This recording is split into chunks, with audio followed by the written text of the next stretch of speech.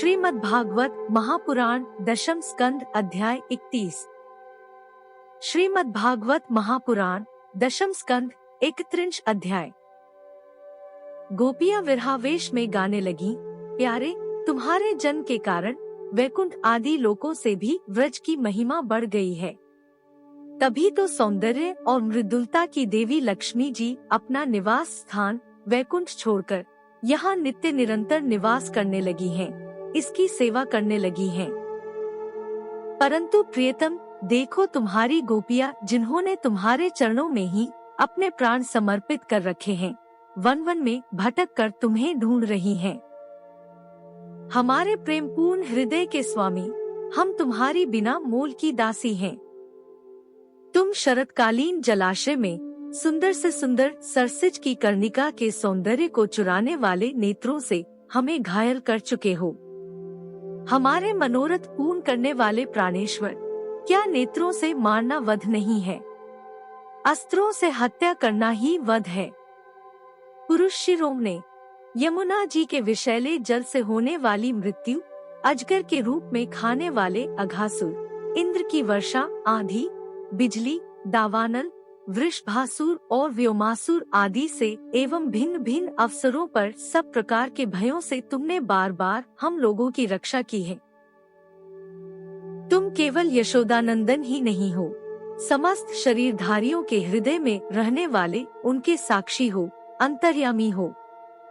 सखे, ब्रह्मा जी की प्रार्थना से विश्व की रक्षा करने के लिए तुम यदुवंश में अवतीर्ण हुए हो।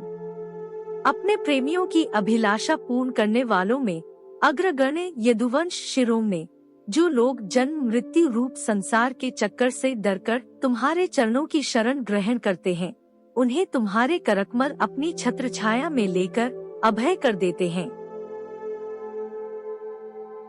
हमारे प्रियतम, सबकी लालसा अभिलाषाओं को पूर्ण करने वाला वही करकमल जिससे तुमने लक्ष्मी जी का हाथ पकड़ा है, हमारे सिर पर रख दो।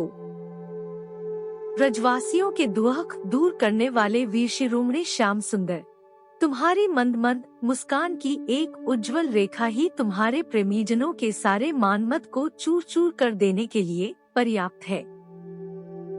हमारे प्यारे सखा, हमसे रूठो मत, प्रेम करो। हम तो तुम्हारी दासी हैं, तुम्हारे चरणों पर निछावर हैं। हम अबलाओं को अपना वह परम सुंदर सावला सावला मुख कमल दिखलाओ। तुम्हारे चरण कमल शरणागत प्राणियों के सारे पापों को नष्ट कर देते हैं। वे समस्त सौंदर्य माधुर्य की खान हैं और स्वयं लक्ष्मी जी उनकी सेवा करती रहती हैं। तुम उन्हीं चरणों से हमारे बछड़ों के पीछे पीछे चलते हो और हमारे लिए उन्हें सांप के फणों तक पर रखने में भी तुमने संकोच नहीं किया। हमारा हृदय तुम्हारी विरह व्यथा की आग से जल रहा है, तुम्हारी मिलन की आकांक्षा हमें सता रही है। तुम अपने वे ही चरण हमारे वक्षस्थल पर रखकर हमारे हृदय की ज्वाला को शांत कर दो। कमलनयन, तुम्हारी वाणी कितनी मधुर है, उसका एक एक पद, एक एक शब्द, एक एक अक्षर मधुरातिमधुर है। बड़े बड़े विद्वान उसमें रम जाते हैं, उस पर अपना सर्वस्व निछावर कर देते हैं। तुम्हारी उसी वाणी का रसास्वादन करके तुम्हारी आज्ञाकारिणी दासी गोपियां मोहित हो रही हैं। दानवीर, अब तुम अपना दिव्य अमृत से भी मधुर अधर रस पिलाकर हमें जीवन दान दो, छका दो। प्रभु, तुम्हारी लीला कथा भी अमृत स्वरूप है। विरह से सताए हुए लोगों के लिए तो वह जीवन सर्वस्व ही है। बड़े बड़े ज्ञानी महात्माओं, भक्त कवियों ने उसका गान किया है। वह सारे पाप ताप तो मिटती ही है, साथ ही श्रवण मात्र से परम मंगल, परम कल्याण का दान भी करती है। वह परम सुंदर, परम मधुर और बहुत विस्तृत भी है। जो तुम्हारी उस लीला कथा का गान करते हैं, वास्तव में भूलोक में वे ही सबसे बड़े दाता हैं। प्यारे, एक दिन वह था जब तुम्हारी प्रेम भरी हंसी और चितवन तथा तुम्हारी तरह तरह की क्रीड़ाओं का ध्यान करके हम आनंद में मग्न हो जाया करती थीं। उनका ध्यान भी परम मंगलदायक है। उसके बाद तुम मिले। तुमने एकांत में हृदय स्पर्शी ठिठोलियां की, प्रेम की बातें कहीं। हमारे कपटी मित्र, अब वे सब बातें याद आकर हमारे मन को क्षुब्ध किए देती हैं। हमारे प्यारे स्वामी, तुम्हारे चरण कमल से भी सुकोमल और सुंदर हैं। जब तुम गौओं को चराने के लिए व्रत से निकलते हो, तब यह सोचकर कि तुम्हारे वे युगल चरण कंकड़, तिनके और कुशकांटे गड़ जाने से कष्ट पाते होंगे, हमारा मन बेचैन हो जाता है। हमें बड़ा दुहक होता है। दिन ढलने पर जब तुम वन से घर लौटते हो, तो हम देखती हैं कि तुम्हारे मुखकमल पर नीली नीली अलके लटक रही हैं और गौओं के खुर से उड़कर घनी धूल पड़ी हुई। हमारे वीर प्रियतम, तुम अपना वह सौंदर्य हमें दिखा दिखाकर हमारे हृदय में मिलन की आकांक्षा, प्रेम उत्पन्न करते हो। प्रियतम, एकमात्र तुम ही हमारे सारे दुहकों को मिटाने वाले हो। तुम्हारे चरण कमल शरणागत भक्तों की समस्त अभिलाषाओं को पूर्ण करने वाले हैं।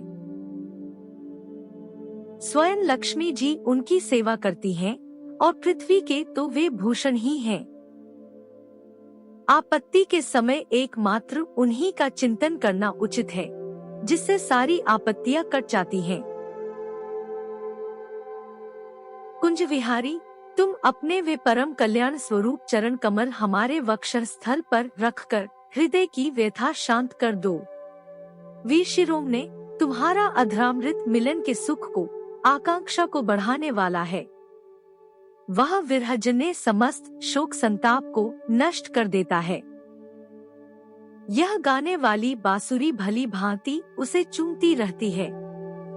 जिन्होंने एक बार उसे पी लिया, उन लोगों को फिर दूसरों और दूसरों की आसक्तियों का स्मरण भी नहीं होता। हमारे वीर, अपना वही अधरामृत हमें वितरण करो, पिलाओ।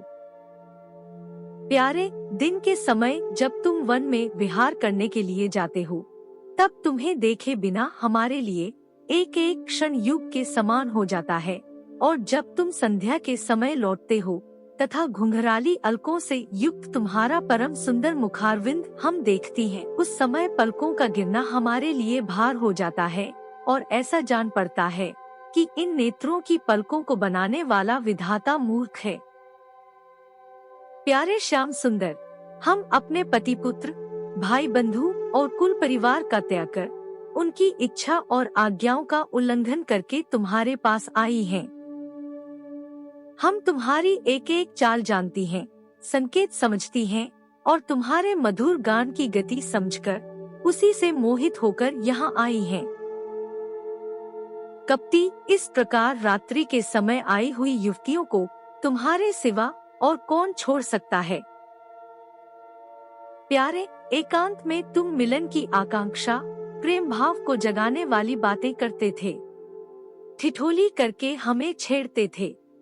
तुम प्रेम भरी चितवन से हमारी ओर देखकर मुस्कुरा देते थे और हम देखती थी तुम्हारा वह विशाल वक्षस्थल, जिस पर लक्ष्मी जी नित्य निरंतर निवास करती हैं। तब से अब तक निरंतर हमारी लालसा बढ़ती ही जा रही है और मन अधिकाधिक मुग्ध होता जा रहा है। प्यारे, तुम्हारी यह अभिव्यक्ति व्रजवन वासियों के संपूर्ण दुखताप को नष्ट करने वाली और विश्व का पूर्ण मंगल करने के लिए है। हमारा हृदय तुम्हारे प्रति लालसा से भर रहा है। कुछ थोड़ी सी ऐसी औषधि दो जो तुम्हारे निजजनों के हृदय रोग को सर्वथा निर्मूल कर दे। तुम्हारे चरण कमल से भी सुकुमार हैं। उन्हें हम अपने कठोर स्तनों पर भी डरते डरते बहुत धीरे से रखती है कि कहीं उन्हें चोट न लग जाए। उन्हीं चरणों से तुम रात्रि के समय घोर जंगल में छिपे छिपे भटक रहे हो। क्या कंकड़, पत्थर आदि की चोट लगने से उनमें पीड़ा नहीं होती? हमें तो इसकी संभावना मात्र से ही चक्कर आ रहा है। हम अचेत होती जा रही हैं। श्री कृष्ण श्याम सुंदर प्राणनाथ, हमारा जीवन तुम्हारे लिए है। हम तुम्हारे लिए जी रही हैं, हम तुम्हारी हैं।